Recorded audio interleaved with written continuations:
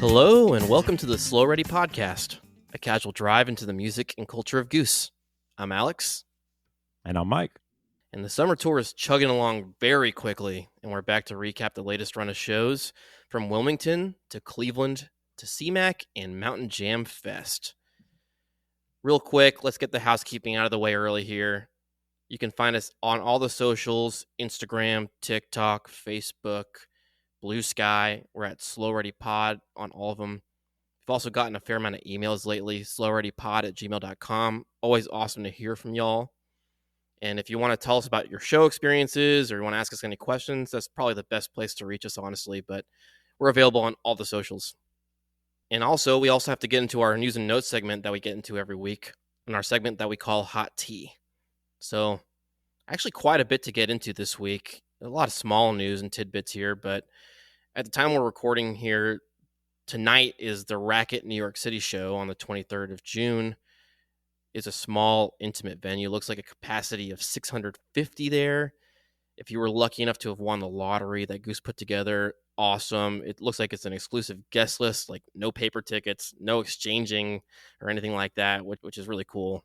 And I'm thinking it's going to be an album party here tonight. Lots of album songs. What do you think, Mike? Yeah, I mean, I never know what to expect when Goose is involved, but definitely co-signing what you said, having the chance to be lucky enough to see them in an intimate venue. Any chance you get to see them in a small crowd, especially the way things have been going for them lately, it's an awesome opportunity. So I can't wait to see and hear from folks that get to go. Yeah, and that's a good point. If you were lucky enough to get pulled in this lottery system and you want to hop on and recap it for us for like a 5-10 minute segment, we'd love that. So just hit us up, slowreadypod@gmail.com. It'd be sweet. And kind of in that intimate New York vein, speaking of, the next news note we have here is that Luna Luna was announced to be pressed on vinyl with a print run of 3,500 copies and another gorgeous piece of cover art by Johnny Lovering. So always happy to see his artwork on vinyl for Goose, and it looks like it's going to be a cool release here. It's a little strange. People have asked like why they aren't emphasizing or leaning more into the Luna Luna side of things. I have to imagine that's like a rights thing or something like that, but it's going to be a cool release. Stoked that they're coming out with that. Zipline Energy. Definitely. Yeah, the Zipline Energy.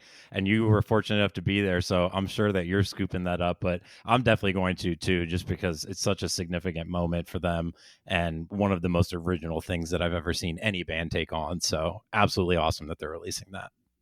Oh, for sure. And sorry, personal tangent here. I just have to say it. I told myself I got to stop buying so much vinyl because it's so freaking heavy. And like I've had to move several times with this huge vinyl collection that we have in the house. And then, of course, Goose releases Luna Luna. It's like one of the most special events we've all been to, anyone who's lucky enough to go. So I was like, of course, I'm buying another vinyl here right after I say that. Only one decision to make, my friend. Oh, yeah. It was an insta-buy. Next up here,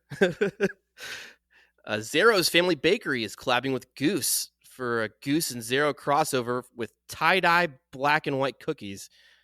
As we're recording here on June 23rd, they're available already, and they're going to be available through the 28th, MSG Day, at all of Zero's Grand Central Station locations, as well as Penn Station and Port Authority locations.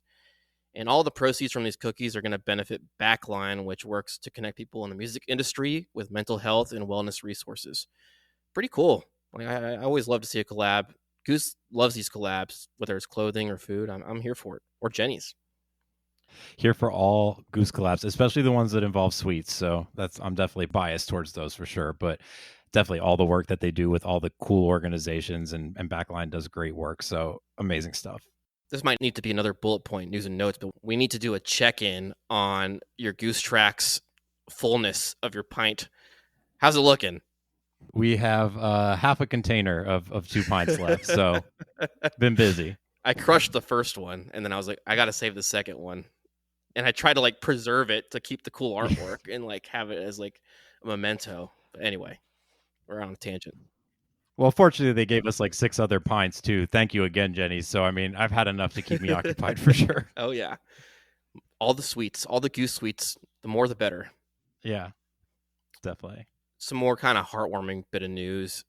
Goose the team, the youth baseball team that Goose sponsors, won this year's Norwalk Youth Baseball Majors Championship. So just wanted to say congrats to them. That's really cool to see the Goose logo and them sponsoring a youth baseball league like that. Like that was just like a really nice little story that no one knew about that they posted about. So pretty cool. And came out of nowhere, but so cool. Yeah, so cool. Great Blue is going to be playing a free show at Bailey Beach in Rowayton, Connecticut on Sunday, July 20th. Peter kind of posted this out of the blue as well. No pun intended. It should be a great time to see Peter and the Great Blue guys play a local show. And I'm going to see if we can maybe swing that. That's not a far drive for us, like 3 hours. Pretty cool. Heck yeah. And I will be super jealous if you get to pull that off. I'm so much FOMO right now with all these cool random one-off events happening in the Northeast. Just going to be super jealous of that. And Great Blue guys are amazing, and they only play like a couple times a year, so crazy cool. Sunday's tough, but like it's so close, and I wanted to see Great Blue. I think I might pull the trigger. Hell yeah. But last but certainly not least here, Goose sent out texts with a very mysterious, not so mysterious tease to round 2 of Viva El Gonzo. And you can sign up for updates by joining their texting list. Actually, they had done this mysterious drop, and then they just straight up had a Viva El Gonzo print tease today as we're recording. So awesome to see that they're going back for round 2, and it looked like an absolutely stellar event, and there is no shot that we miss it next year. Right, Mike? Yeah, but I just have to say, to quote the Tiger King, this band is going to financially ruin me. So, but yeah, I will be there. Yeah. We haven't even paid for Goosemas yet, and we're already talking about Viva El Gonzo. Yeah, it's just, I mean, take all my money, Goose, at this point. Can we set up a direct deposit system? We'll put that in the news and notes next week, like just like a 401k kind of system where you just deposit a little bit and collects interest towards Goose. I had to drop the line when I saw the merch guy for the second time in one night at a show last week. And he said, "Are you back again?" And I'm just like, they possess my wallet at this point. So we're loyal. Outstanding. Oh, yes. And, we're already losing money doing this podcast. Might as well lose a little bit more. Just funding Goose, bankrolling Goose. It's a true obsession. Yeah, there's no logic here. No, not at all. But with all the news and notes out of the way, we can get into our main segment, the Flowdown, and continue some show recaps from this really, really electric summer of 2025 here. So where we left off, we finished with All Good Now Fest on our last episode, and now we're going to Wilmington, North Carolina, to the Live Oak Bank Pavilion in your home state of North Carolina. Your home state for now, I should say. And you were there. So you hit the beach, and this venue looks awesome right there on the river. And since you were there, I'm going to make you read the set list. So let's get right into it. Let's do it. Yeah. So we started off with My Mind Has Been Consumed by Media, into a Short Echo of a Rose, Lead Up, Yeti, Crazy Green River, really well timed, Jammed Out, All I Need, Born, and then Give It Time closes down set 1. And then set 2, we had the legendary Edie Empress, A Western Sun, Creatures, Silver Rising, and You Spin Me Round Like a Record in the encore. Where to begin here? Well, we know where we begin. We go through highlights from set 1. But what are some of your standout moments, or if you want to walk through beat by beat, however you want to take it, Mike? Let's run through set 1 here. Yeah, so just right off the bat, I was looking forward to seeing My Mind Has Been Consumed by Media. This new arrangement just freaking rules. I just absolutely love it. And as an opener, surprised by how much I thought it worked. It was just a really, really cool tone setter. Got some of the funky Talking Heads type vibes, but just all the new stuff from Peter in that intro is just absolutely stellar stuff. Echo's probably never going to be long enough for me, but I love hearing the song, so that was great. Lead Up and Yeti had a pretty good energy pop from the crowd, so that was fun. But this Green River has just been having strong appearances here recently. It's only like 13 minutes, but just like the one in San Francisco, this one packed a serious punch and was a lot of fun. But I think really the biggest standout, and you probably will agree with this, is this All I Need. It's been a while since we saw a jammed out version of it. I thought it was a really, really good jam. It pales in comparison to what happened in set 2. And I thought it was interesting right around like the 14, 15-minute mark in this All I Need. They're in this kind of like psychedelic territory that I thought was really interesting and was going to go somewhere like truly unique and adventurous. But they kind of just pivot out of it really quick and favor more of that speeding down the train tracks that they've been going for lately. And it's definitely still a ton of fun. I definitely still feel like it's a really, really solid jam. But there was part of me that was hoping that they would take that psychedelic pause with Cotter's chaotic playing around all of the kit and stretch that a little bit more. But best All I Need in a while for sure. Oh, the best one in a while, and it's not even close. Like, it's probably been like at least a year since we have anything remotely close to this. But let me backtrack, get through the beats of the set before this All I Need that I had written down. Very similar intro to this. My mind has been consumed by media that we got in Boise. Like, they're super similar, and I'm here for it. If they could even jam this thing out if they wanted to, even more. But I kind of like this as an opener with this new intro to it now. It's got a cool feel to it. Echo of a Rose might be a theme of the show, because I might say this again later about a certain thatch that we heard. But it should be a war crime to have a 6-minute Echo of a Rose. No, I'm just kidding. There's a lot to squeeze in at this show, and we love Echo. We love Echo, but we had to throw in a tiny smidge of Shreddy Rick while he was rocking the Suns Out, Guns Out look. And then Lead Up and Yeti, bursts of energy in two very different ways. Still waiting on that jammed out version of Lead Up, Please Goose, but always happy to see it in this slot early in a set one. And a compact version of Yeti here, but another W for the folks who really didn't like the pumped up kick sandwich or thought it was kind of overdone, because this is just a nice jammed out Yeti, a good vibes party early on. Kind of as a precursor for what would come in set two, honestly. Definitely. And then you mentioned Green River. Apparently it's the summer of Green River is kind of my notes, because got some great versions, like you said, and Goose is actually a CCR cover band now. Yes. Just love the way Rick sings these songs, the CCR covers, and this is just another standout, jammed out version of this cover, and I think we should see more jammed out covers, honestly, because this is just the coolest thing ever. And coming into the jam on this one, it's very different feeling from the one from the Masonic, but they kind of continue to lean into that funky feel from Yeti, I would say, and Peter's locking down the groove with that Telecaster style funk sound that you often hear from back in the day. And Trevor's also loud and proud early with some really cool bubbling smooth licks to support the offbeat accented dance rhythm that Cotter's doing. Like, I really loved this sound that they locked into early on. And then the jam really just takes off with Rick hitting that digital fuzz octave fuzz sound that he does so often. And honestly, pretty much every time he does it, I instantly love that jam. It's just such a cool sound that's so Goose. And Rick and Cotter kind of just lead them into a rocking peak that has this cool kind of 3-shot riff towards the end that flawlessly folds into the final verse of Green River. So I just wrote a ton of notes on this one, and I wanted to shout that out because I love this version. That was so well said. It might even be the new GOAT. Yeah, it might be. But that's All I Need, dude. Whew. You knew it was going to be special early, I would say, because they start off in like that loose groove to it, like that kind of like chill vibe. And literally all three of the standing members of Goose are all doing like the same shoulder shimmy kind of thing. Like they're like you got Trev doing the shoulder shimmy.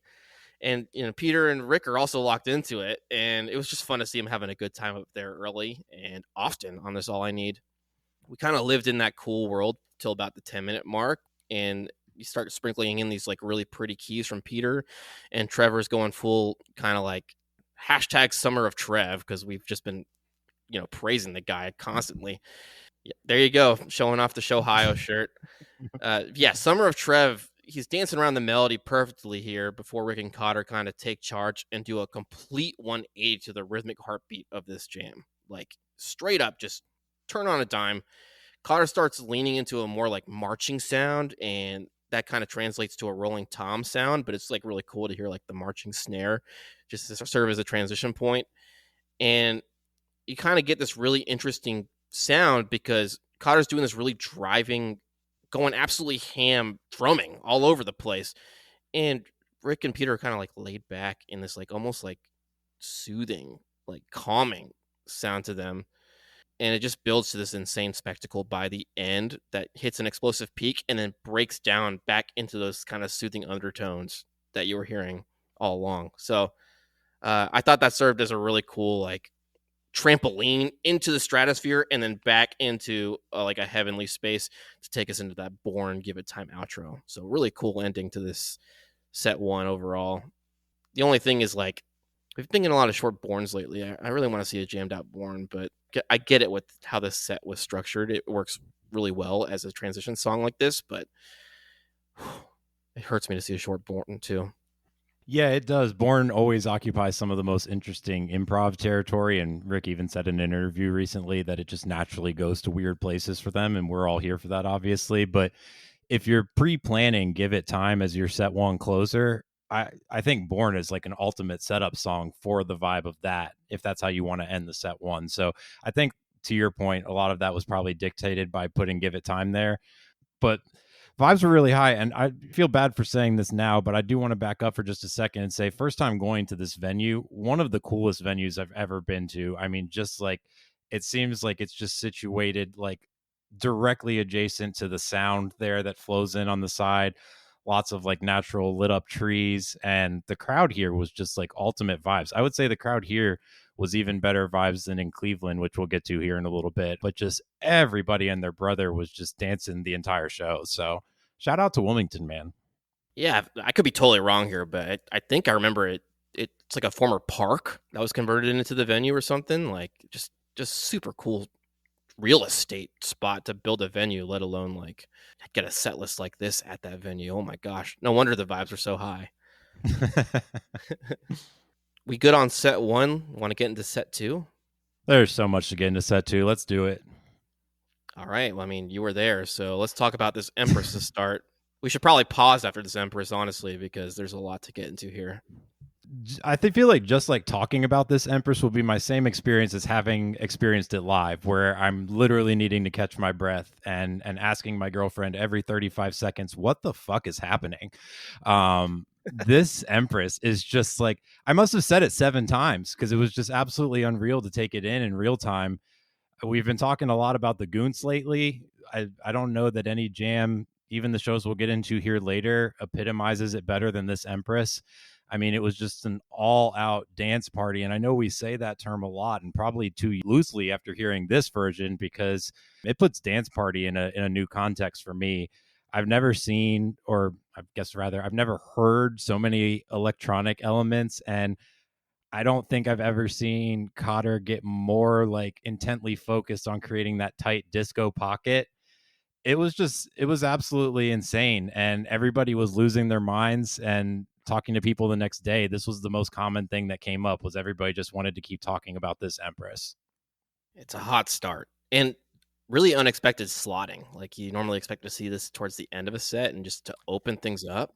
That's the other thing. Who doggy? Yeah. Like that's just like immediate good vibes. And then, you're going to be in for a hot set too when you get a jam this electric early. But yeah, full EDM vibes early on. It's mostly built around a really, really strong groove by Trev. Once again, hashtag Summer of Trev. And Peter does like this sick, like club swirling arpeggio thing, like the to take us into like the nightclub vibes early. Cotter's riding that hi-hat to keep the dance vibes up.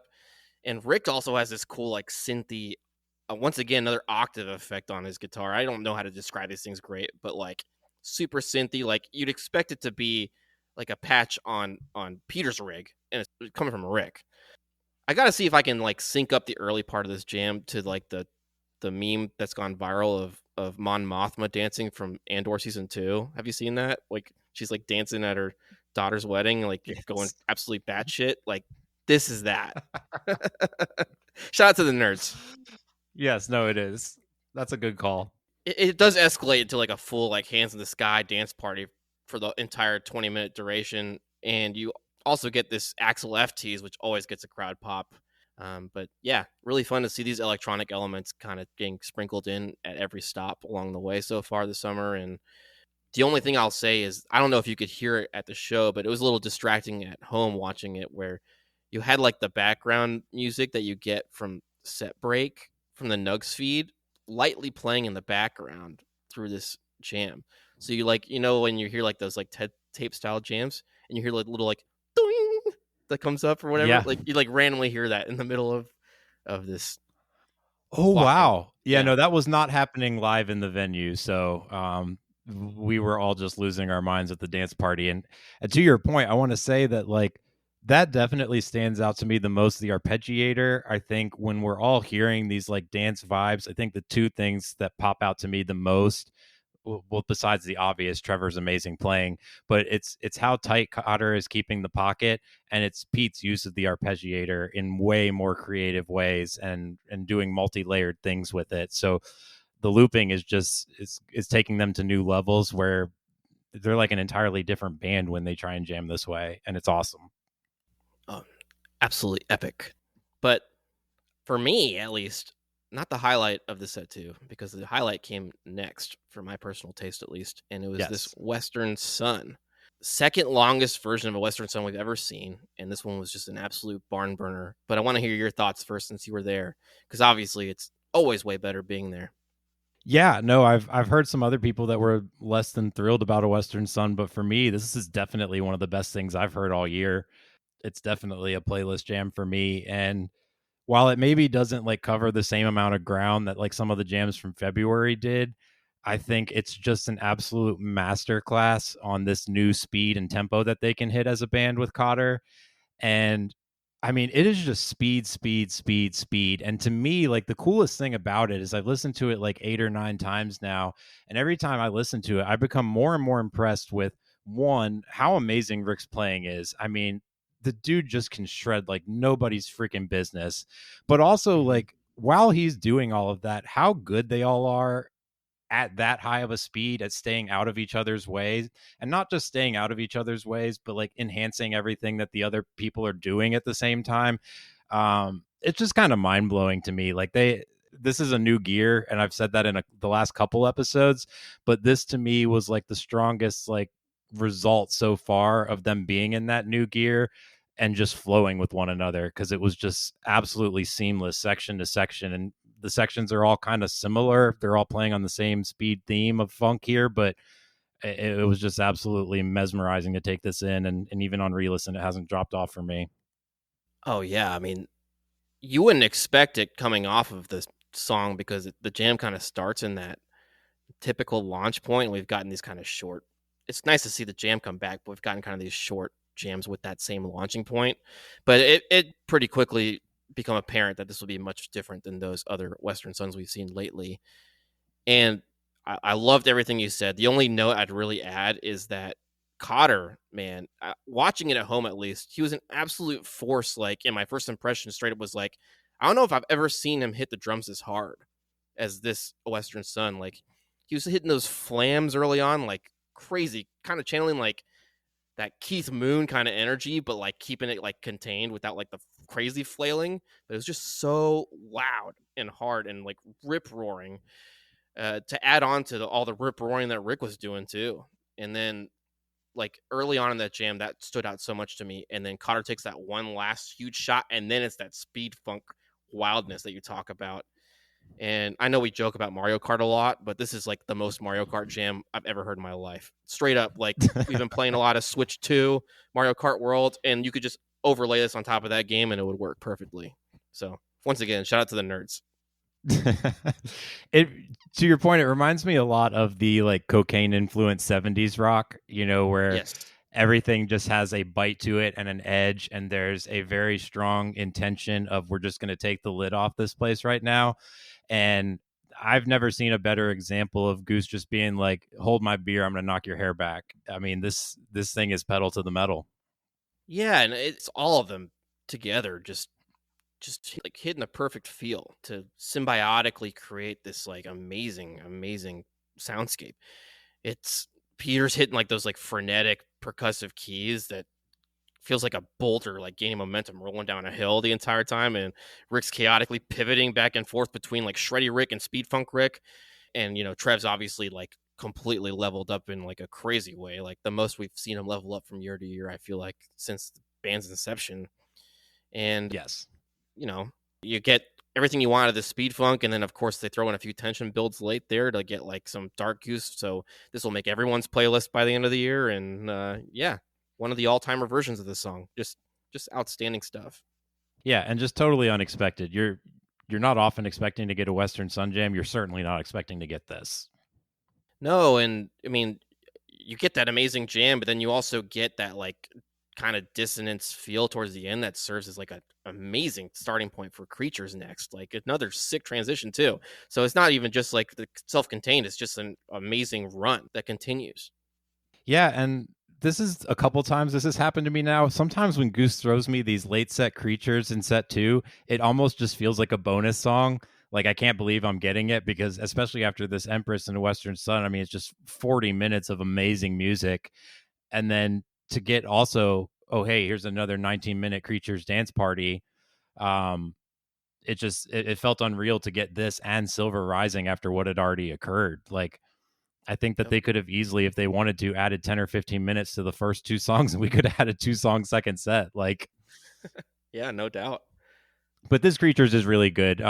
It's been a dance party for a while, but I think that the last couple Creatures we've seen have had a little bit more of like darker undertones and a little bit more of an edge to them. So it was fun for me to see that as this set 2 went and even into the encore, it's all kind of oriented around that tempo dance based feel that they've been going for. And as I thought more and more about this show, it felt to me like maybe this is like the best example of like having a theme of like dance improv from start to finish, because it pretty much just kind of keeps going outside of Silver Rising. It's just, it kind of dominated this back half of this show here.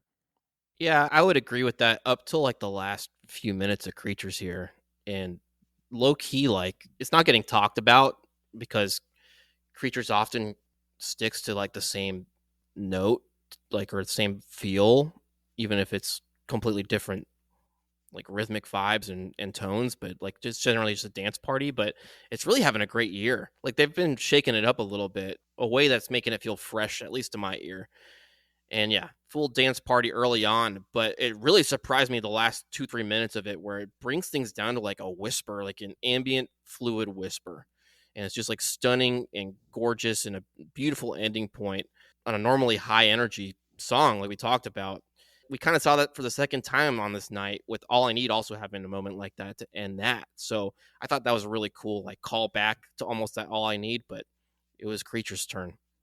Yeah, and to your point, I think part of the reason that I haven't been considering that section as much is because it's definitely part of the Creatures Jam, and we can get into some controversies that you and I have about how things are labeled as far as jams here recently over some of these shows, but um, I'll save that for later on in the show. But I think part of the reason it hasn't been jumping out as me as much is because it almost seemed to me, and it's cool that they did this if this was the case, but it seemed to me like they were almost like setting the stage for Silver Rising, which comes next. Like we shifted the vibe in Oh, a yeah. way using the end part of that jam to kind of like wean us out of that dance party and just get ready for that more emotional, powerful punch that Silver Rising brings to close the set. And I just want to compliment them for their set building here, because this happened with the Born and Give It Time at the end of set 1. I just think this was really well thought out, and I still got lots of great improv. So No, that's a point well taken. I was just going based off of how it was listed, but I agree. It's definitely like it's a transition few minutes, but it's just so abruptly got to that place, and it didn't feel yes. abrupt's the wrong word.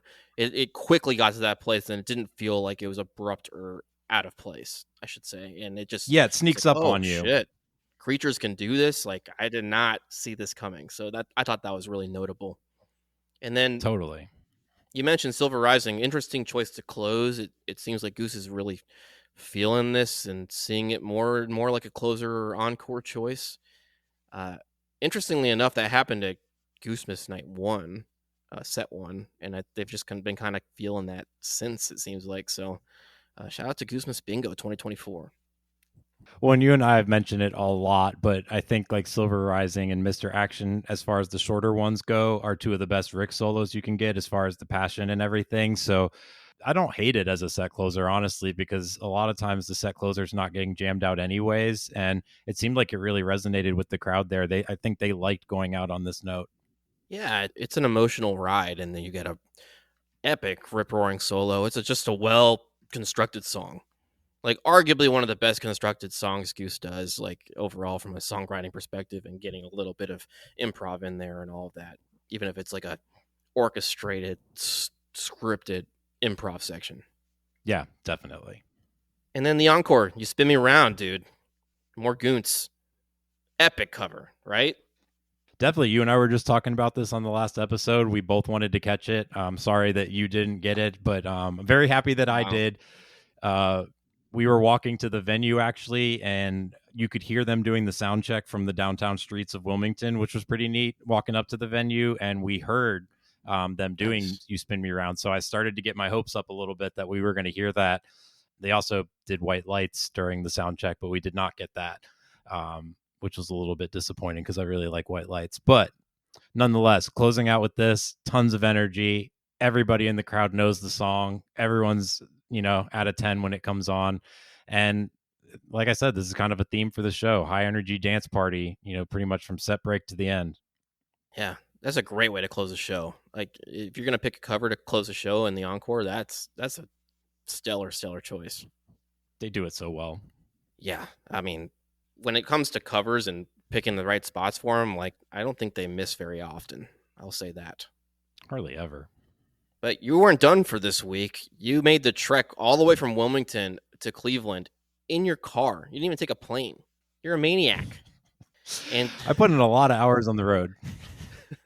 And yeah, at least you had 2 days to get between the two cities. But June 19th at Jacobs Pavilion at Nautica in Cleveland, Ohio, Goose opened up the show with the set one starter of Mas Que Nada, Sergio Mendes cover. Then we get a Honeybee, Torero, Hot Love and the Lazy Poet, Mr. Action, The Labyrinth, into Hot Tea to close set one. And then set two, we open with Madhuvan, into Atlas Dogs, into the Mist, and then get a Hunger Sight set two closer with the Doobie song back into finishing Madhuvan in the encore. Whoo, doggy. There's a lot of interesting beats to this show. As much as it got some flack on the internet, there's a lot to talk about still here. So where do you want to start, Mike? Well, set one's a bit chaotic in terms of song choices. I'll be the first one to admit. Being at the show, I'll say that I think that it worked for me, but I'm not going to fault anyone if this didn't work because it is a little bit herky-jerky. The Mas Que Nada, I mean, they just absolutely destroy that song every time. And you and I have talked about it a few times. Definitely some extra fire in this one. Honeybee was really cool for me. That's me and my girlfriend's song. And with them having played it recently and they play it like once or twice a year, definitely wasn't expecting to see that pop up. And my first time getting to see Coach on stage. So that was really neat. But how about this Torero? I know you and I were waiting for one of these. This Torero, man, so sick. So sick. 24 minutes long, I think, if I'm remembering correctly, or somewhere in that vicinity. Everything flew from the composed guitar section. I think maybe what some people's critique of this show, and I don't want to get too in the weeds on it because I don't really feel this way, is that some of these jams, don't really stray too much from where they start. But this Torero was really interesting, and I don't really feel like it's the case. It kind of stays a little bit close to home, but they're constantly trying different things with it. And, by the time they get to the end, I feel like it actually has moved, pretty far off center. I was seeing some comments online that were maybe indicating they didn't feel that way, but really worked for me, and so happy to see them finally jam this out. I disagree completely. This is the GOAT version of Torero so far. Like, it's not even close. I thought maybe like I was being hasty at first, but no, this is my very early GOAT version of this song. Obviously, we don't have a ton to pull from, so that's not that bold of a statement. But I mean, yeah, the song is amazing in itself. Obviously, that dueling guitar sound is just like we should do an episode on that at some point of like Yes, the best like composed sections of Goose, or like things that you expect to hear when a song comes on, not like a jam. Like, that's composed section will be high up on my list. And I mean, the jam, I think it goes a lot of cool places. It starts off in like this like swirling claustrophobic place, heavy on the Trevor bass in like the best kind of way, and Peter's adding layers on layers to create like that like boxed in feel where you're getting this thick hazy sound, and Rick's like picking his spots around Trevor's tremendous runs. And then the jam kind of turns on a dime to like a bluesier inspired, more loose, playful riff that makes way for like this airy, inspired riff later on. And they kind of sit in that gorgeous space for a while. Peter's adding these like subtle percussive chords that makes the jam kind of almost get like a tropical vibe. I told my wife, she looked at me, she's like, that's kind of right. Island feel to my ear, and then Rick's kind of picking up what Peter's putting down and starts riffing around that, and it hit a mini peak, and then a hard turn into some dissonance to kind of go back into the Torero outro. Like, if that's not dynamic enough, I don't know what is. Yeah, I guess what specifically, I think what you described as the blues section, I think that part maybe like takes its time to find its footing for a little bit there. It didn't seem to me like in the middle of the jam they quite knew exactly what they wanted to do or how they wanted to execute it, but they got there. And I think the beginning and the end of it are very, very strong.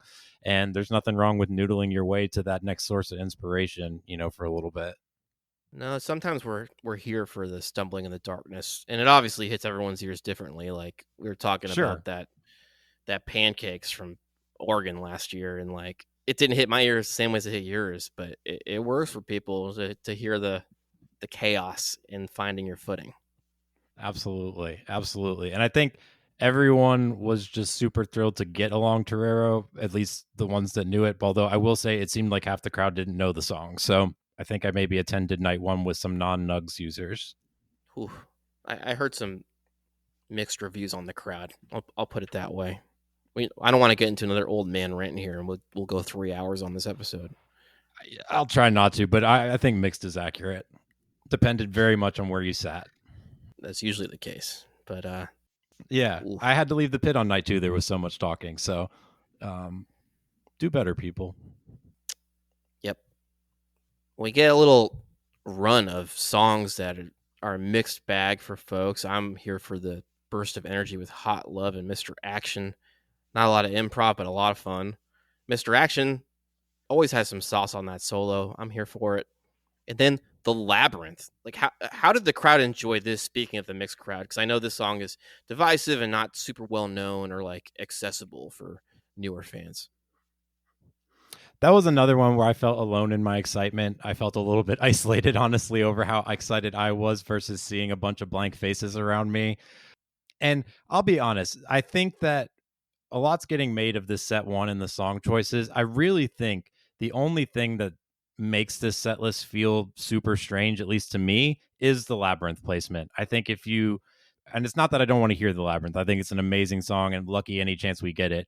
But I think that's the only one that doesn't quite make as much sense to me between Mr. Action and with an electric hot tea closer. I think Labyrinth works better, maybe as like a set 2 opener or even like a set 1 opener, or somewhere else in, as a transitory song in set 2. I just don't love the placement here. I was super thrilled to get it in the moment, but I think that's the only thing that kind of stands out like a sore thumb to me. The injection of energy, you're totally right on that. That's how it felt in real time. And the hot tea was a very, very good version of hot tea, but it's this Labyrinth here that loved getting it, didn't necessarily love where I got it. I think that's fair. Looking at this set and how it's constructed, it almost feels like if you swapped Labyrinth out with Mascanada and then you moved Honeybee to where the Labyrinth is now, it would have almost worked better as like a cool down before this hot tea. You know what I mean? But that's like my taste. Yeah, no, I like that. Not a wrong answer. I think it's cool. I still haven't caught a Labyrinth. I think it'd be cool to see it once. Like, I get how it can maybe be a vibe killer if you're like around a bunch of people who don't know the song and are looking for some lyrics, but like, I don't know. It'd be cool to see it. I'm glad you got it. Yeah, this is me just being nitpicky. This show was amazing. I loved every second of it. But if I was truly being nitpicky, I would have probably moved the Labyrinth elsewhere. I think your slotting would work great for it. Yeah, I do these exercises in my mind like a crazy person when I can't sleep at night. So like, I have issues. I can relate. I love it, man. But this hot tea, man, I mean, this is a hot tea, in my opinion. It has an obvious nod to Michael Jackson's Working Day and Night in the sense that the entire main portion of the jam is built around Trevor absolutely crushing that bass line from that song. But I was jokingly referring to this as Hot Stevie Wonder because the synth that Peter was rocking had that like punchier horn sound that you see in some Stevie Wonder songs sometimes compared to MJ, obviously. But so 70s either way. And Trevor was absolutely crushing that bass line and that groove. And Rick's doing some mesmerizing runs and have some cool late tension builds to end the set on a huge high. I was a big fan of this tee. It absolutely flew by. Yeah, I mean, nothing too crazy to analyze. It does what hot tea does. It brings the great time to the crowd, and everyone was super into this. This is the last time I've been talking about her too much, but my girlfriend picked out the working day and night teases like immediately. I thought that it worked really, really well, and like you can definitely hear the Stevie vibes because that's where the home of that song is, and it was just really, really fun to hear how many different things they're throwing in as these teases. I mean, the Axel F's been popping up more, but it just seems like, Rick threw in the Thatch teases a couple weeks back. Like, it just seems like they're doing a lot more of let's throw this on top. And I'm here for it. Yeah, super here for it. It's awesome, and I think that the song gets a lot of flack, but it always is a good time at a show. Like even the haters are dancing. Yeah, I mean, yeah, the venue was on fire during Hot Tea, so. And it continued to be going into set two because you got a Madhuvan set two opener. Like that's some peak stuff right there. And you want to get into it, Mike? I got plenty of notes for days, but we're already running long. Like, we thought we were going to go shorter than last week, and we might not. Yeah, Madhuvan was great. 24 minutes of excellence to me. It's more in the psychedelic territory, which I'm kind of here for. There's a lot of airy space in it, but it wasn't necessarily as dark as Madhuvan's been recently, but it was just really fun to hear it in a different space. I'll be curious to hear what you think about it, though, because it was definitely way different than I feel like Madhuvan's been pretty distinct in 2025. This was a little bit more like older Madhuvans in some ways. In some ways, yeah. I would still classify it as dark, maybe like a different brand, but it immediately kind of got gritty and a little disconcerting, like almost like a Lost in the Haunted Woods vibe early on. And like Rick's doing this like scratchy thing on his guitar, like, you're in pitch black and there's a critter wandering around and you don't know what it is or whatever. Trevor starts laying down this like cool droning bass, and Rick's continuing to do those eerie sounds around him, and we kind of head into this stretch early on that reminds me of like early Black Sabbath kind of vibes. We've been spinning those records a little bit because Chloe loves that shit, and there's a big emphasis on dynamics while Trevor's bass line continues to anchor the jam. But the real thing of note I wanted to say was we had actually posted a clip earlier in the day of the Madhuvan into Moby into Madhuvan jam sandwich from 4 years prior at Legend Valley. And they did this cool thing where there's like these huge rip roaring phrases and then a sharp drop into quiet and then back into like really loud rip roaring and then back to like a whisper and then, going back and forth like a seesaw like that. And they did it again 4 years later back in Shohaya. So really cool. I thought it was a really cool homage to that version. Maybe it was intended, maybe it was not, but it sure seemed that way to me.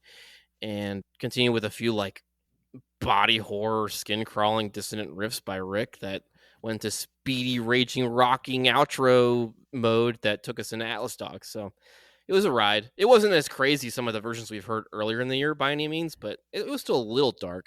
It was just like, ooh, there's a spider crawling on me, dark. I think you're right on it, though. Disconcerting is the right word. It just wasn't out and out evil in the same way that some of the Madhuvans have been earlier in the year, where it's just like, this is music for Satan.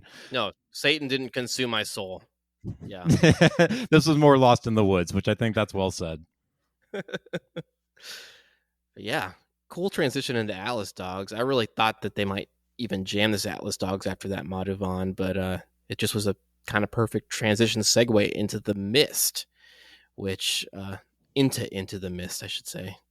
And this was a really cool version of that, but I want to hear your notes on it because obviously this was your week of shows, dude. I'll be the one yapping next week. Yeah, you will be for sure. I'll be happy to tee you up on everything. No, I mean, my run of jammed out Atlas Dogs had to end at some point. I had a good run there for a little bit, but it still sounds absolutely amazing. It's in a really great place right now. Into the Mist and Hunger Site, I can be kind of short with those. They're both like one section jams to me for the most part. Into the Mist is kind of fun, happy, dancey vibes, but it does it really, really excellently. Hunger Site is more like rocking, melt your face dancing vibes. Probably like the best way to close the show energy wise, but they don't really, do too many multiple things here, but the things that they're doing, they do them really well. Yeah, I would agree with that. I would say that for me, the Mist had like a few extra notes compared to the Hunger Site, but both just like really strong, like hit the ground running and latch onto a concept and do the slow build thing that we've been seeing a lot in 2025.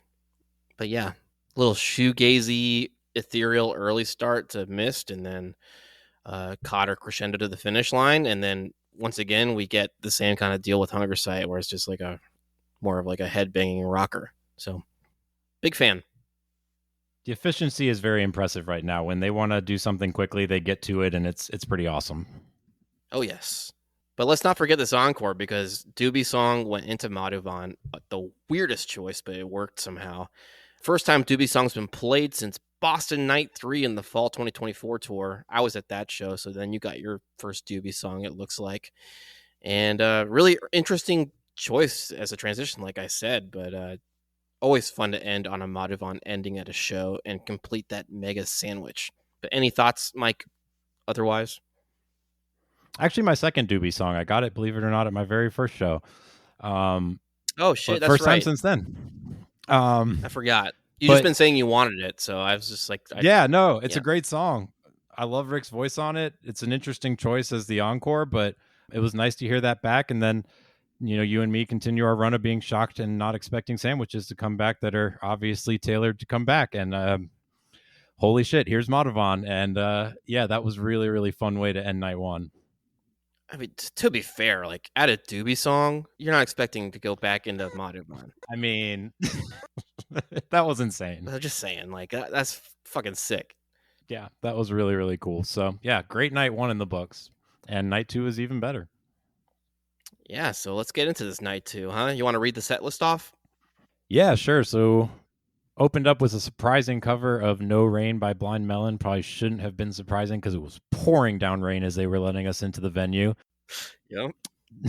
Dr. Darkness, Flow Down, How It Ends, transitions into Drive, Seekers on the Ridge, part 1 and part 2, and then back to Drive, and then set 2, Bangers Only, Fish in the Sea, Tumble, Redbird, Goose first time play of Amongster, and Pancakes with an encore of So Ready. It's hot. Yeah, what jumps out at you in set 1 here? Because there's a lot to get to. Continuing the trend of you seeing songs that I saw the last play of at the show, No Rain opened up the set. First place since the Man in Philly. And man, this is the type of jam that they deserve to play with Roger Stevens last summer on that version. But hey, really outstanding 2-guitar Goose jam on this one. I'll just throw that out there. Kind of like a speedier Atlas Dogs feel to this one. And that kind of grainy texture that Peter's laying down like perfectly complements the frenetic pace that Rick's playing at. And it's kind of like a bluesy triplet feel solo fest to the finish line. I was really vibing with this No Rain. Yeah, it almost kind of reminded me in some ways too of like the Whales or Iguana Songs jams on crack, just sped up a lot, just a lot crazier and more energetic. And it was just doubly surprising to me to get that cover for the first time in a long time, to one, open the show, but also to get a jam on it. It was just like, hell yeah, let's go, night 2. Yeah. And then, I'm here for a Dr. Darkness. Like, I know the haters are going to come at me, but Dr. Darkness is awesome. And I know it's not like really like Goose dance vibes, but it's just like a good, well-constructed song for my taste. Yes. Like, it's a songwriting thing. It's not like and people don't like the storytelling. So people think that like Empress is cringe and stuff like Dr. Darkness is cringe. I like the storytelling and the world building, so I'm here for it. Yeah, I love Dr. Darkness, especially early in the set here. Kind of the perfect place for it. Nothing too crazy, but it also sets up the vibe perfectly well for this flow down, which has a very interesting, dark, creepy, haunted mansion vibe to start off with. I mean, always with flow down, the intro is kind of the whole story with it, but this one tells a really interesting story. It was very, very cool to hear an intro that was dark, but again, not like the darkness that we were hearing in February, where it sounded like outright like, I need to hold someone. This is actually scary. It was more of the really creepy, fun, scary though. So really cool start to this show for me. Yeah. I just want to shout out that intro one more time because, we talked about how it was haunted mansion vibes, and I really like what they've been doing with that lately for Flowdown, keeping it interesting for people who love the song and want to see a little improv. So shout out to Flowdown, but it's not a flozer, so it's not as much fun to talk about. Even if we hate the slotting when it's a floser, it's just fun to say that. Yeah, But no, how it definitely. ends, dude, how it ends is awesome. I love this song in any set. It immediately makes a set good for me. It's one of those types of songs where I'm like, yes, this is awesome. And it's continuing to get these compact, like 10 to 12 minute versions. I think it could really thrive getting a little more of a leash to it, but hey, I'm here for it. Yeah, How It Ends was one of my favorite tracks off the album. I just think they have done such a good job with this song from where it started last year. It has just come such a long way. So this was the only thing I actually got on my wish list for this week, but I was so happy that I did. It just sounds so incredible. I'm with you. It should get jammed out at some point, but for now, just like you were saying about Dr. Darkness, more world building, more amazing lyricism from Rick and Matt. So I just love where this song's at, and I can't wait to see where it goes. It's as polished of any song in the catalog. Yeah, that's the right word, is polished. Like, it just sounds absolutely terrific, and it's like a huge step up from what we saw in 2024 with it. We'll continue to say that because we're just loving how it ends, and hopefully this catches the right ears and it gets played as much as it's continued to be played in 2025 because it's been a lot of fun. But I guess we should get into the real quote unquote crown jewel of this set one, this drive sandwich here. We saw the return of that old woes section that we saw at Fiddler's. It's continued to stay in Cleveland, and it's going to be here to stay, hopefully. That can't you see that we're all cut from the same cloth line is just like sick and feels like a message during these like absolutely crazy times in this world right now. Hopefully emphasizing the message of camaraderie here, but it just helps to have a cool new section to drive and an epic riff and outro to take us into the jam with it. Just really vibing with this new section, or return of an old section with some new lyrics, I should say. Yeah, really happy that that's come back. It You could definitely tell who's been listening for a long time though, because some people were definitely confused by what was happening in it. Um, so that was kind of amusing to me, and cool because Drive's been a little bit shorter lately. We haven't had like as many examples of just the ridiculous drives that happened in 2024, at least so far. Not a lot of them. So cool to see Drive get a little bit more legs under it again. I will call it out now just to get ahead of it. When Drive pops back up after these two Seekers, to me it didn't really sound like Drive for the first few minutes of the jam. It sounded like there was a very brief pause from Seekers Part 2 into this jam, but it still felt like I was in the same musical territory that Seekers 2 was in. And so we can label it as Drive, but either way, I was happy to see improv of any kind come out of Seekers on the Ridge Part 2, because we were just talking about how that's one of the things where I think there's opportunity to freshen things up and switch things up. And whether it's Drive or not, that doesn't really matter to me. It was just honestly cool to see some improv coming out of that suite, which normally doesn't get improv. So that was definitely the highlight to me of set one. Oh, totally. And I don't want to sleep on this first segment of the drive jam either, because it's great. I didn't get into it, but like, you start off with like this cool, like, low key space that builds into this, like, once again, Cotter speedily ramping things up, but with great control to kind of keep the pace up on the ride cymbal. And the band hits this really cool groove, and it's a really cool transition and segment into Seekers 1. Seekers 1 feels like a little abrupt in the middle of this, if I'm being honest, for me, out of this drive jam, but like, kind of works when you look at the whole sandwich. Although I totally agree with you. This is a Seekers 2 jam. This is not, don't get it twisted. This is not a drive, at least for like the first like 8 minutes of this thing or whatever. I didn't look at the timestamps. But yeah, it might be labeled as drive, but in my head, it's a Seekers 2 jams, as far as I'm concerned. And it's a really like cool, cinematic, gorgeous, triumphant jam that just feels like it should be part of the Seekers suite. Like, it's like a musical journey. Low, quiet, introspective points, soaring mountain highs. It really does feel like an instrumental continuation of the story.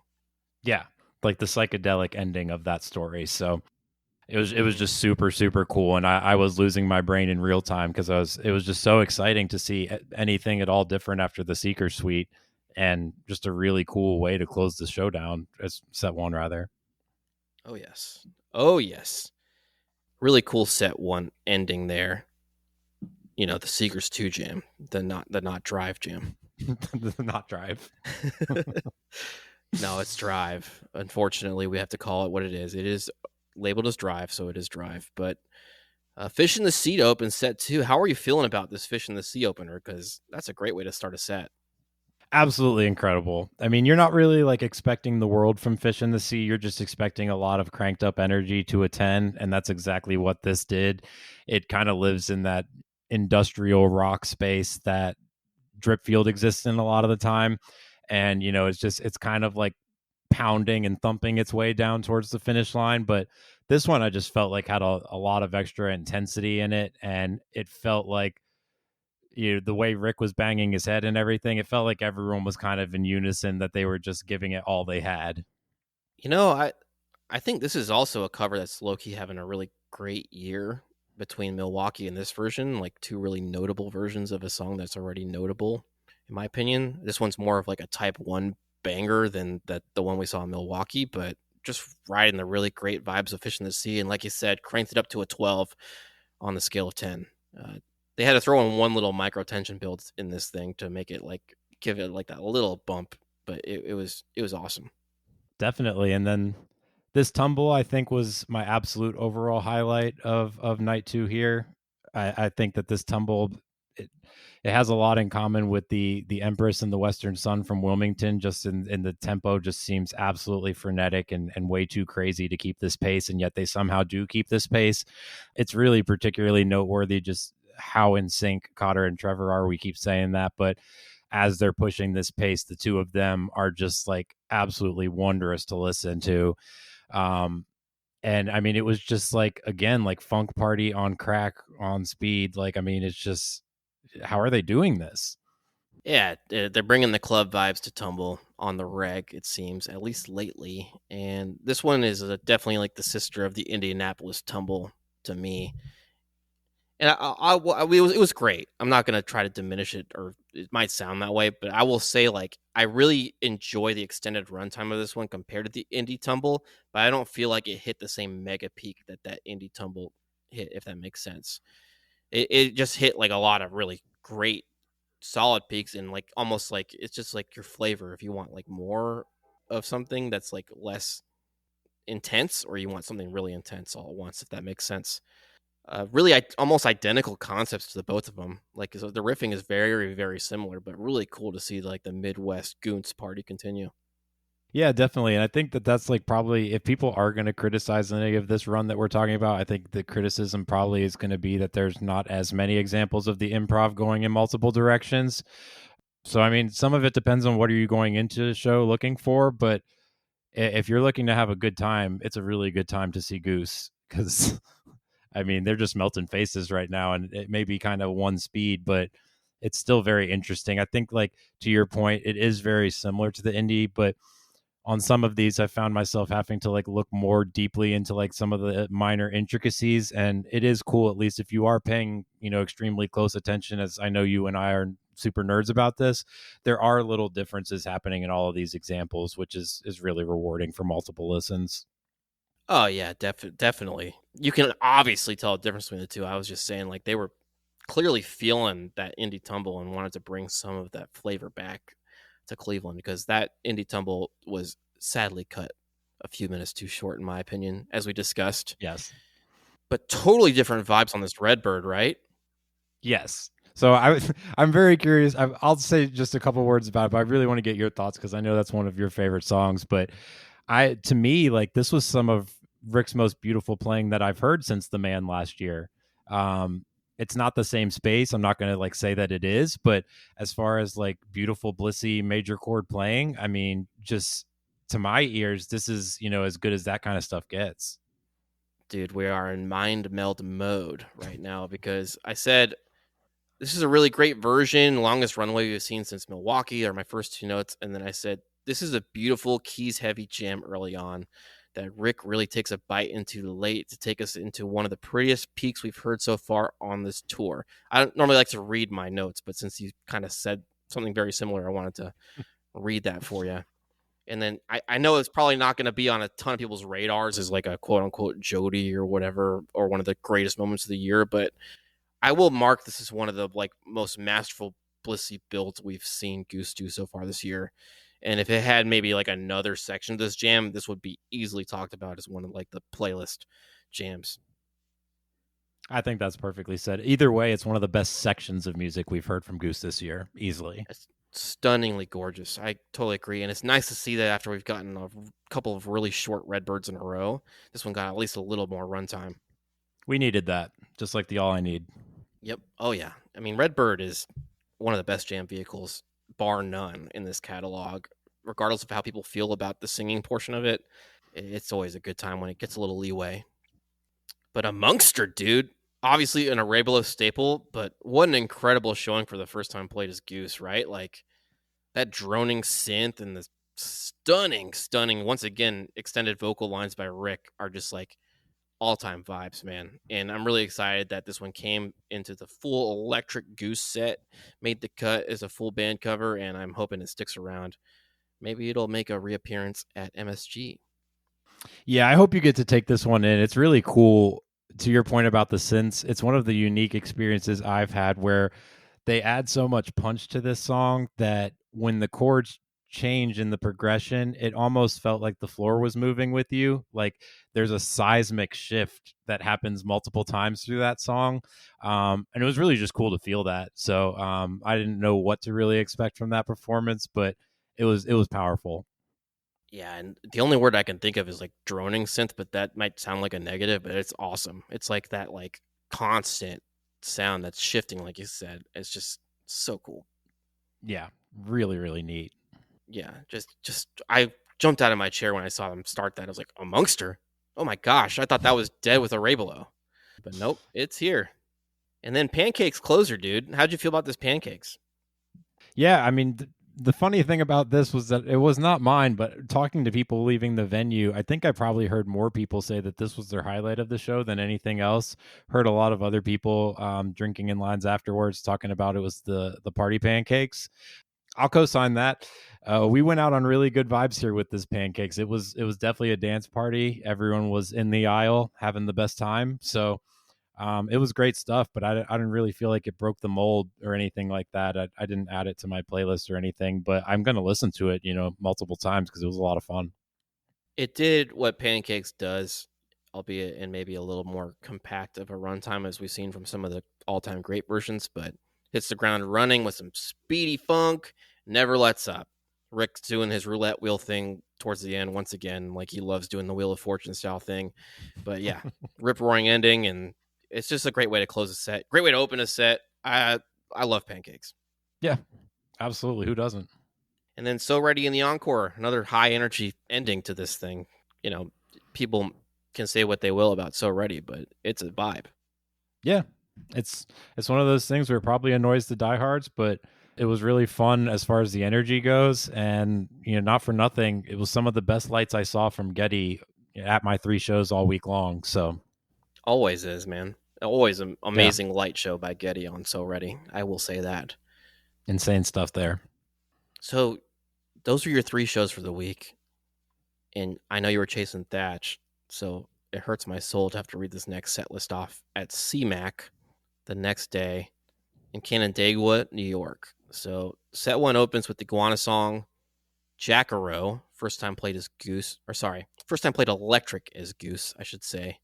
First time since the Radio City Music Hall shows. It's just insane. 3 years, man. Then we get a Draconian Meter Maid, into Dustin Hoffman, into Bourne, into Rockdale, and then close set 1 with Animal. Set 2 opens up with Eminence Front, into Dripfield, into Sinnerman, then get a big modern into Give It Time to close out the set with an encore of Thatch. That was a huge middle finger to my buddy Mikey here. Always misses it by 1 show. I'm sorry, bud. Yeah, I never get it. And I was in my hotel about to leave Cleveland debating with my girlfriend as to whether or not we should drive over to CMAC because it was a 5.5 hour drive. So it was extra hurtful. That's like a dagger to the heart, man. I'm sorry. Well, if it gives you any solace, once again, an 8-minute long Thatch, while epic, is also like a war crime for me because Thatch deserves all the jams. Yeah, that's how we're going to look at it. We're going to look at it positively. When Thatch comes back around for me, it's going to be 25 minutes of stellar improv. So it's totally cool. You deserve at least 18 minutes. It's all good, man, because they gave us a really great set here at this show. Oh, insane. I don't know how you can start off a show any better than Iguana Song, Jackaro, and Draconian Meter Maid into Dustin Hoffman. Like, can we just take a step back and appreciate how amazing of a 4-song start this is? Well, yes, but I also want to say, in terms of set construction, this is like masterful overall. There's not a bad slot in this entire set. It's a perfect set construction as far as I'm concerned. I will 1,000% co-sign that. But yeah, let's dive in a little bit. So Iguana Song, I think this might be the best version yet. Super airy, light feel of this version, really upbeat. I am still waiting for like the 20 minutes of psychedelic, like I'm tripping balls even though I'm sober somehow version of this. Waiting for it. But hey, I'll take any Iguana Song I can get, and this is an amazing opener. Yeah, I think Iguana Song can be like Draconian though. I think it can wear any type of jam, or like, Big Modern, it can do any type of improv. I think down the road Iguana Song could function literally any way they want it to. But I'm with you. I think the cycle will get taken out before too long. But this is a really fun start. I think that it's not, to this point anyway, veered too far off of the things they've done with it. It seems to me like they're just kind of dipping their toe in the water with that one and slowly adding a little bit more to it. Yeah, slowly but surely. It'll get a monster version here eventually, I'm sure. But next up was Jackaro. Big surprise. Like I said, first time played since Radio City Music Hall in 2022, and the first time electric is Goose. Such a funky arrangement to this one. Like, really cool. At first, I was like, huh? Is this Jackaro? And yeah, always game for a nod to the dead at a Goose show. They do it as well as anybody out there. Yeah, Rick's masterful, particularly at these songs. You do wish, sometimes when they play them that they would jam them a little bit, like we said about, the ones at Goose Miss. But either way, it's a treat for everyone there, especially like the location of this amphitheater and everything.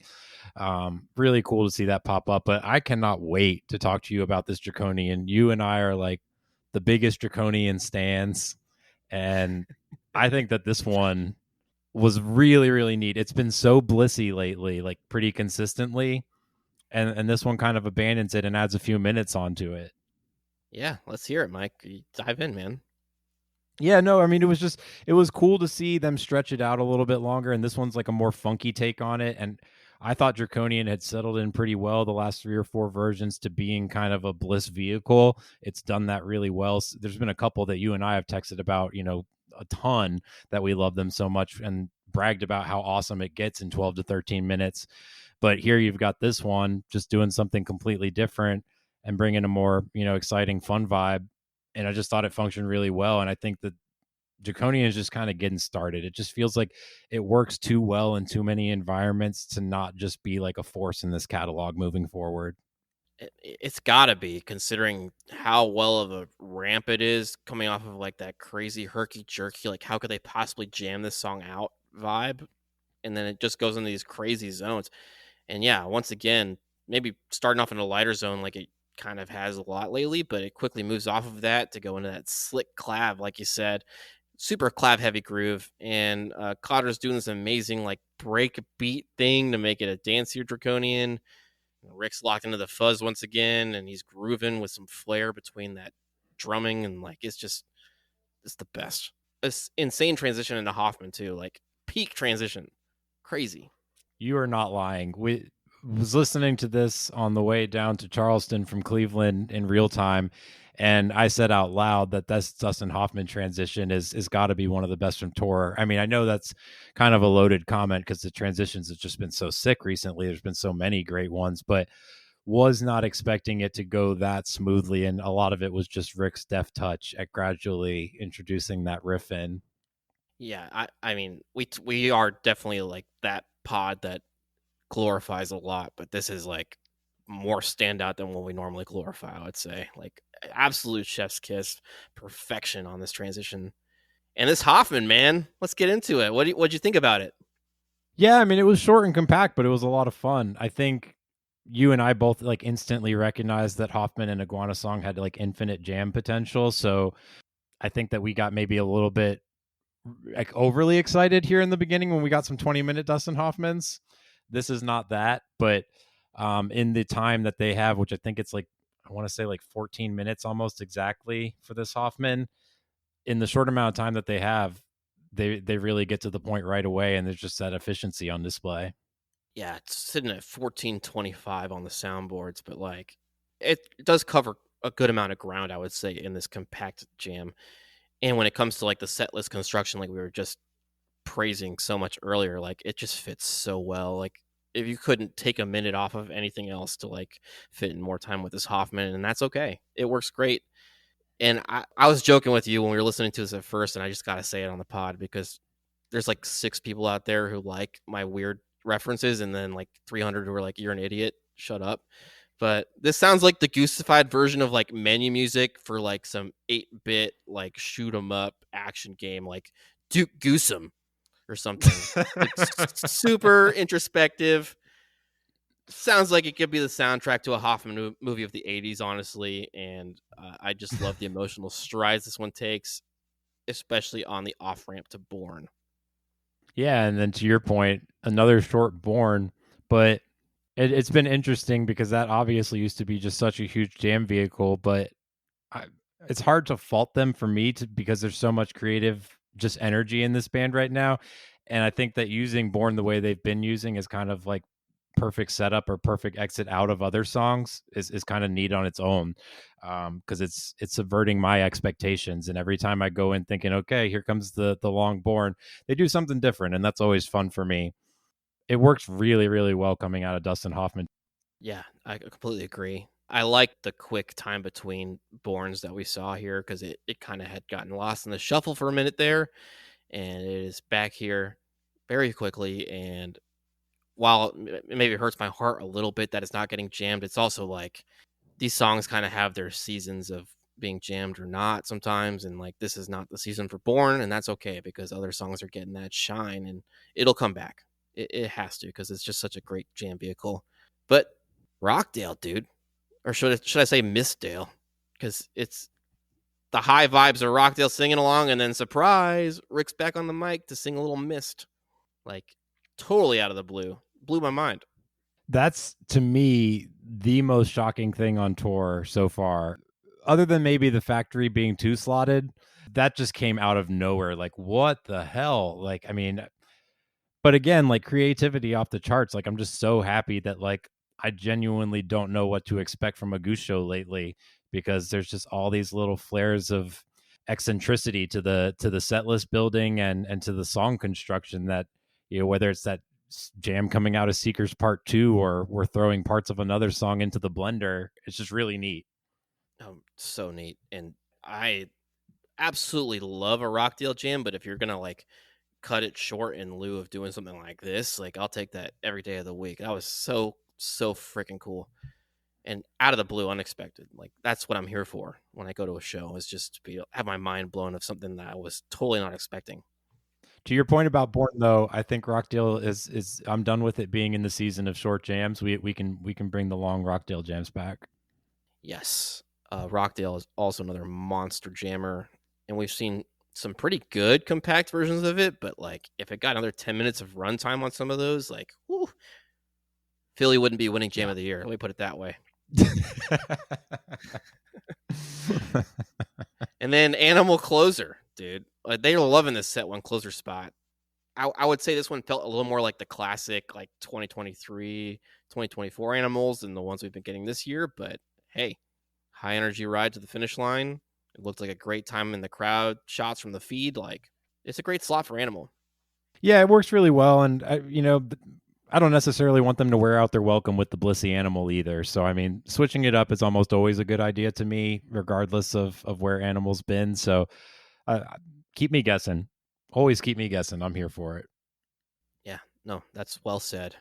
And then we open up set two. They've been liking opening these sets up with covers here and there. And Eminence Front opening up set two, like that's a peak cover to open up a set two. And I cried a little bit because I really wanted that at MSG. But, you know, it might still be on the table, but awesome for everyone at CMAC. Hey man, if they played Honeybee twice in a couple weeks, anything can happen. So it might still be on deck, but It's not happening. It's not. everyone wants Eminence front. Anyone that follows Goose wants Eminence front. So yeah, I mean, great vibes to start, and then it flows really really well into Dripfield as far as like that same airy, slightly psychedelic, very atmosphere heavy vibe from Eminence front just pairs so well with the kind of trippy intro to Dripfield. Yeah, yeah, and you refer to this to Dripfield often as like industrial rock, and this had that with like a little prescription of clav thrown in there, I would say. And Cotter's just like an absolute animal on this version. It really felt like a recital or like a rehearsal or something of like a showcase, I should say, of all of his progress and chemistry over like the last year plus with Goose, because this was just a master Cotter performance and it was the Cotter show. And I literally could not focus on like anything else this entire jam because he was just so outstanding. Yeah, I think that that's probably the trend that like may draw the most criticism. As I do feel like, for the most part, there's obviously plenty of exceptions. I feel like this summer tour in particular has favored a lot more EDM based jams and high speed crack energy funk jams. So I think like if people are going to critique, it may just be that there's too many examples of the same two types of jams. But like I said earlier, if you're going to a Goose show in June, you are gonna have the best time because everything's just at a 15. It's forget about 10. Well, yeah, and probably like us and a decent chunk of our audience are like Goose sickos and going to multiple shows in the summer, but most people are just going to their one show. So like again, these things come in like seasons and flavors and like they want to make sure everyone who gets a stop on the tour gets like a little flavor of this incredible new sound they've been working with. And yeah, it might, you know, rub people the wrong way hearing it at every stop or whatever, but not everyone's sicko like us. So just had to throw that out there. Well, I can't say anything. Funk's my favorite, so I've been happy as hell this June. Yeah, dude, it's been great. The rotation's been like so unique to this tour. It's been like so weird, like in the best kind of way, and at least to me. And people might not be happy about the fact that songs are getting played at weird intervals and things like that. But also, like, first of all, they're promoting their album, so like they gotta highlight the songs from the new album, I would think. And then second of all, like they're mixing it up to where you don't know where anything's gonna be. Like I'm a big fan of that. But you talked about it. Funny enough, you said that like the worst possible time because we got more of the EDM sound coming up with the Sinnerman, dude. Like this has always had that sound a little bit, but this is like taken up to a 12 again. I don't want to say 11 because I do too many Spinal Tap references on this podcast, but this is a 12, and Rick's playing this like outstanding riff at one point during it that you could honestly mistake for an arpeggiator on Peter's rig. Like it sounds like literally it's Peter playing it, and you wouldn't know unless you were watching the feed or something. But just a super cool ride on the Sinnerman. It did not feel as long as it was. It flew by. Yeah, as Centerman tends to do. And I mean, it's always welcome in a set too. I think that ironically for me, I think when I started to feel like the electronic elements picked up the most was kind of around SPAC last year when there was an all-time Centerman there. And it seems like since that point, that's kind of where you can really trace the genesis that we're currently experiencing now. But yeah, just a really fun ride, and then a shorter Big Modern than I would have liked. But I cannot get enough Big Modern. No, the Big Modern is always a great time, but I mean, this one, I compared to other versions that have been really stand out so far this year, like this one doesn't really do anything crazy. It's just a great time. It's always, no matter what they do with it, they haven't missed on a Big Modern yet. I should put it that way. It's just like a great stretch of type 1 quote unquote style improv and hit a great peak before bringing it down for Give It Time. I just need to stop being surprised by show flow and transitions because like songs that I wouldn't think go together all the time. So I just need to shut up and just be ready for anything. You truly do have to expect anything with setlist construction right now, but it's awesome. It's a great place. Yeah. Yeah. So then Give It Time, amazing closer. I love it. Great sing along, great song. This one's never going to get old as far as I'm concerned. Probably helps that it's my wife's favorite thing to hear ever. So like it just makes me happy every time it pops up on a set, and hopefully it makes other people feel the same way. Well, you can definitely too, like anyone that's like coming into the fold for Goose or is a new fan, that's hearing that song live in concert means the world to like half the venue every time, it seems like. So I'm never gonna deter them playing it. It's a joyous song and it's got a great message and everyone adores it. Yeah. Yeah. And then we close out with an 8-minute version of Thatch. It is always super high energy and a great time. So I'm not going to diminish the fact they squeezed in a great song into a short amount of time before curfew. But again, it feels like a crime to have an 8-minute version of Thatch when we've seen some of the best jams ever this band's done with a Thatch, including in Bend earlier this tour. So while I'm sad that you missed it by one show, I'm hoping you get a much crazier version than just a squeezed in short one like this, buddy.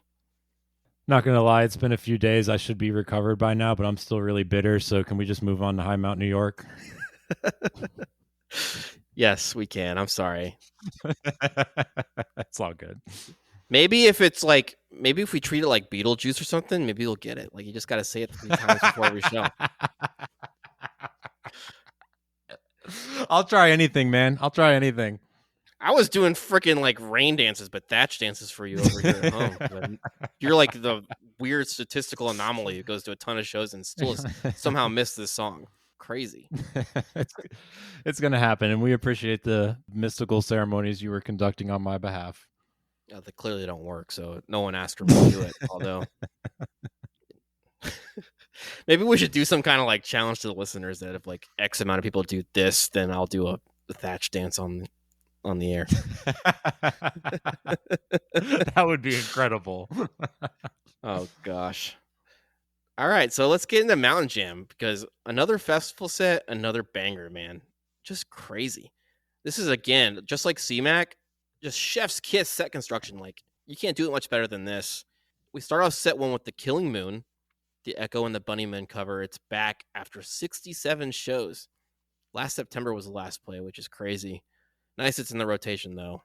And then Yeti, Jive One, and then Michaela Davis comes up on stage with her harp to guest on Rosewood Heart and Weird Fish's Arpeggi by Radiohead. Whew, that's a hot run. And then we close out set one with Jive 2 into Jive Lee. And then set 2 opens with Hunger Sight, going into Echo for Rose, into Blood Buzz, Ohio, back into Echo for Rose, and then closing out with the Empress of Organos, or the EDM of Organos. EDempress of Organos, I should say. And then Peter comes back on stage and he's like, surprise, they're going to let us do one more song. And they close out with Don't Do It in the encore. So let's get into the set one, man. What are your highlights from this show? Highlights. Big highlight for me is The Killing Moon comes back. I'm a huge fan of that song and Donnie Darko, the film that it's kind of known for, but for my generation anyways. But I mean, I think we both wanted to talk about this Rosewood Heart, Weird Fishes with a harp. I mean, Rosewood, I think, is one of the most magical sounding songs I've ever heard anyways in my life. The harp just kind of works absolutely beyond amazing. It's amazing, doesn't even really do it justice. I've never heard a not standardly used instrument in modern music fit a song so perfectly as the harp fits Rosewood. I mean, just again, chef's kiss. But also, like, it's absolutely mind-blowing that she also then guests on Weird Fishes, because most bands can't cover that song in the first place, and you're going to add extra elements to it. Just absolutely insane, that run with her there. And I mean, I don't normally want to make too big of a deal about a guest spot, but I feel like this is different and deserves most people's attention from this show. Yeah, I mean, Michaela Davis is awesome. I'm wearing a Green Sky Bluegrass hat because I saw her open for them at this show I got it at years ago, and it was just so hype, and I've been a huge fan since. But yeah, let's backtrack a little bit, and then we'll gush about Michaela. The Killing Moon is one of the coolest covers ever. I don't think I can remember another band that I've heard cover it other than Goose, so it's like so signature to them for at least the music that I am a fan of, and love it opening. I want to shout out, like, we shouted it out on our Dream Set List episode. Our friend of the pod, Darren, had picked this as his dream set opener, and we were like, that would be so cool if that ever happened. And then sure enough, boom, here. So just shout out to you, Darren. But yeah, let's get into this Rosewood Heart Weird Fishes run. The harp is just so majestic and sweeping on top of this already just gorgeous tune on Rosewood. And, you know, the clips of that have been flying around, including by Goose. It's obviously a very, very special, special jam on this, even if it's kind of compact. It's just glorious. Like, you want to live in that space forever. It's just some of the prettiest stuff. We were talking about how pretty that Redbird is. This is like even more pretty in a lot of ways than that. Like, just beautiful, beautiful stuff. But I honestly was like even more impressed with the Weird Fishes thing. Like you said, man, like maybe it's my bias being like a crazy huge Radiohead fan on top of being a Goose fan, but I was like, this is even crazier than the Rosewood, dude. Like this adds so much more than I ever thought a harp could add to this song. Michaela's a beast, dude. Go see Michaela Davis if you haven't heard of her before, or even if you have and you haven't seen her, go see her. She's awesome. It's some of like the coolest, most accessible music. She's got a gorgeous voice too, and they jam, man. They rip. Yeah, definitely. Well, I mean, she's definitely on my radar now because, like I said, there's only a handful of people that can handle how complicated Weird Fishes is to play, anyways. So they absolutely just crushed it. Yeah, and then she takes her dolly and like has to take the harp off stage by herself. None of the boys on stage want to help her out. Like, what the fuck was that? I was like standing up at home, like, oh my gosh, I gotta help her out. So it's kind of weird to see, but no, they had to get into Jive 2 and Jive Lee to close this thing out. And I mean, Jive 2. Well, I always say Jive 2 is the best Jive, but after this Jive Lee, I don't know if that's true anymore. Do you have any thoughts on this run, Mike?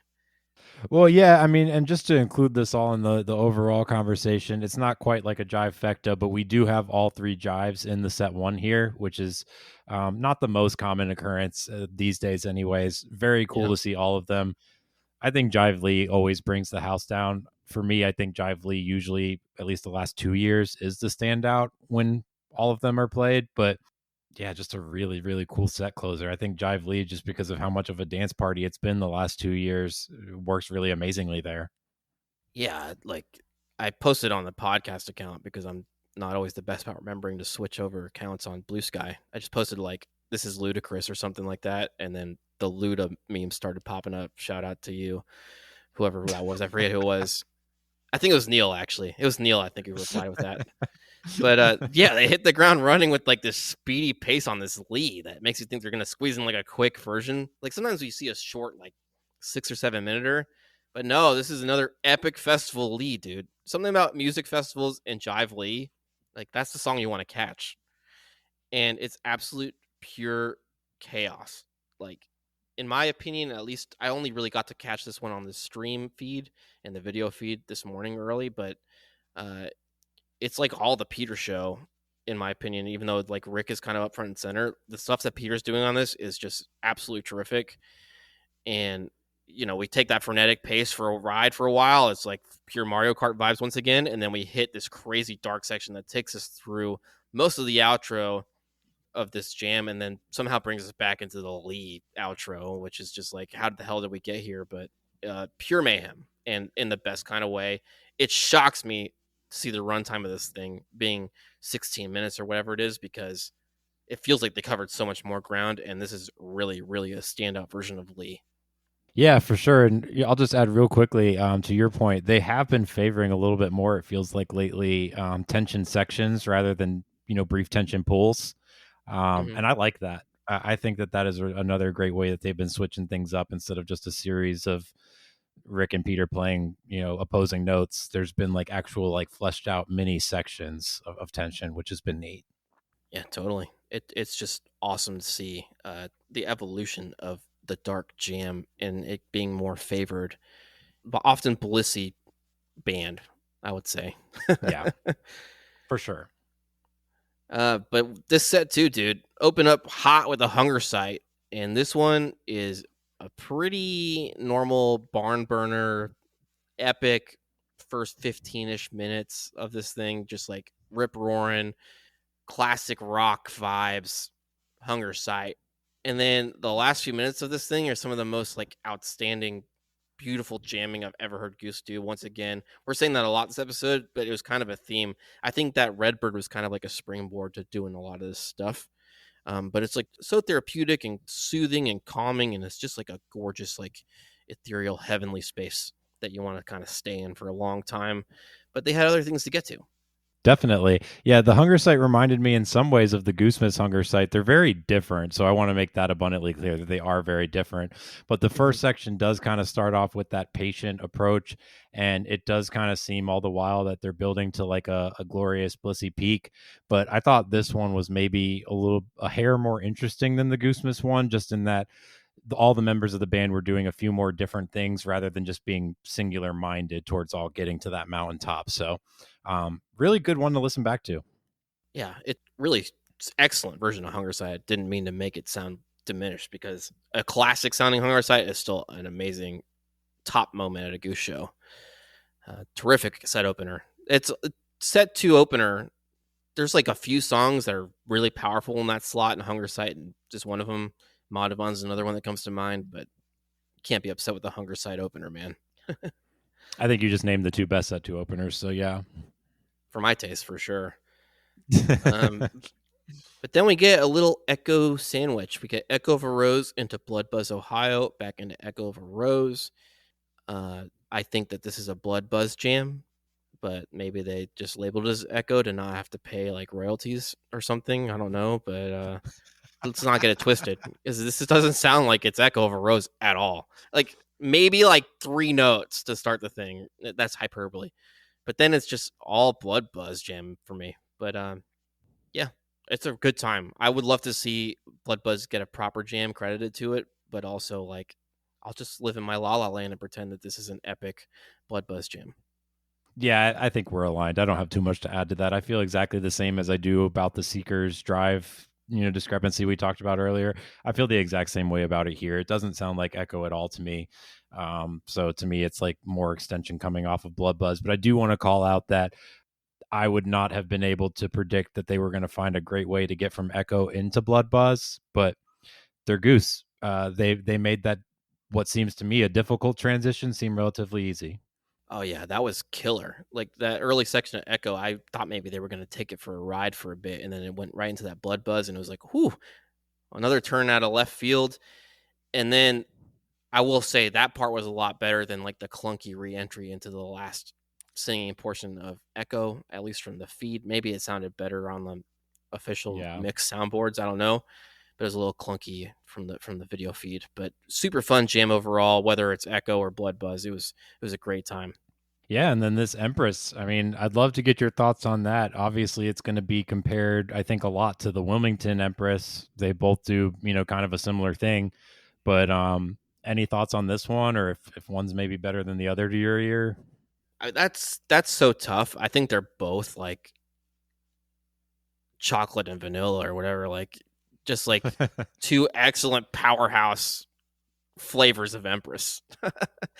For sure. The Goons, baby. The Goons is here to stay with Empress. I think between this and Tumble, those are like the two standout Goose songs, other than like the Cinderman cover we talked about before so far that we've heard it with. And I think that it should be something that's mixed in for the long haul because it goes great with these two songs. And yeah, this one hit some really, really crazy peaks, I would say. I would say that the peaks on this one hit harder than Wilmington, but I think that like the Wilmington version flew by almost quicker when I listened to it. Like it's like more of like a fun ride. It's kind of similar to the Indy Tumble and the Cleveland Tumble kind of feel. They're just different. Yeah, I could see that. I would say that to my ear, I kind of agree. I think the Wilmington one was a little bit more of a gradual build. Mm-hmm. The peaks probably weren't as fiery, but and maybe it is just entirely show bias, and I'm just convincing myself that it's not show bias. But for me, at least, I think when listening to the Wilmington one, I think I enjoyed the ride to where we got to a little bit more than here, even though the energy of the peaks may have been better. Yeah. No, it's one of those things where you can't go wrong, and it's like such a great way to Yeah. close the show. I honestly thought this was going to be it for the run, the New York run here. But no, Peter runs back on stage, like I said, says, hey, they're going to let us do one more. And then they play Don't Do It. So, that's a nice, short and sweet fan favorite, sing along kind of tune. And everyone knows it, whether you call it Marvin Gaye or you call it the band. That's up for debate every time that it comes up on a set list. So I always dread it a little bit. So it should be credited to Marvin Gaye. But anyway, Yeah, it's a great way to All close a right, but show. come on. It's a jam band festival. This is a jam band covering it. Like, how are you going to associate it with anything other than the band? And the reason I want to give them credit for closing with Don't Do It is because everyone there is going to love a cover of the band. So that's definitely how I think of it, and definitely why I think that they play it, and kind of the arrangement that they use for their cover of it. So pretty much everyone listening, I think, is obsessed with the band. That's how it should be listed. Yeah, it's definitely more of an homage to the band's version of the song. Don't get me wrong, but it's just, when it comes to songwriting credits, people get very particular, rightfully so, and I just always dread the debate where someone's like, "You're an idiot. You said this and that." I'm like, I'm just sharing what the band puts on their credits, Yeah, dude. this is how they code it. Come on, guys. Because otherwise, if you do it a different coding, then everyone gets confused by that, and it's even worse. I don't know. Yeah, we just do what Goose tells us to do. Yeah, we're loyal. Exactly. Any other thoughts on Mountain Jam? It looked like an incredible, incredible vibe at the festival. Really cool. They had streams all 3 days to watch from home. No, I mean, I just think it was a crazy, great week of Goose. I mean, no shocker there. That's just been how they've been lately. They've just been on fire in 2025. But I'm just absolutely shocked at the consistency from them. They're putting in a lot of days of work in this 1 month here, and it's a lot of back to back days and a lot of grueling travel. And you would expect maybe to have some dud shows, but for me, no duds. This has just been very impressive. All heaters, no duds. Agree. Even if it's not your favorite flavor of set, it is someone else's out there, and they've been putting together some really unique stuff. So we'll see where this last week of the tour goes. Obviously, some of the biggest stops are coming up here. We got this Racket show tonight as we record. It's going to be starting here later tonight. And then we got Guilford, New Hampshire, one of the most beautiful venues that you can go to. It's right there on the water. And hopefully anyone who can make the trek gets to enjoy that beautiful part of America. And then we head to MSG for the big stop of the summer before going back to a hometown Westville show. Really excited to be going to MSG in Westville. I wish you could make it, Mike, but maybe I'll convince you later this week. I'll be excited to couch tour. I'm so happy these are finally on deck for you. So it's going to be a great time, and I will love watching from home. So we'll see where it goes, like I said, but just want to thank you for listening. This episode went long. Like, I feel bad about last week's episode because we knew we had so many shows to cover. We kind of rushed through, and it's kind of nice to gush about shows. We're going to have to go back and revisit some of the highlights from those shows again on our review or something for the summer tour. For sure. Absolutely. Well, if you enjoyed the show, send us a message on any of the platforms you love to use for social media at SlowReadyPod, or send us an email at slowreadypod@gmail.com. If you're so inclined, we also would love a 5-star review from you if you love this show. I hate asking that. It makes me feel cringe, but it helps us out to grow. And thank you for listening so much, guys. If you enjoyed it, like I said, give us a shout, SlowReadyPod, and we hope to catch you next time. Thanks, y'all.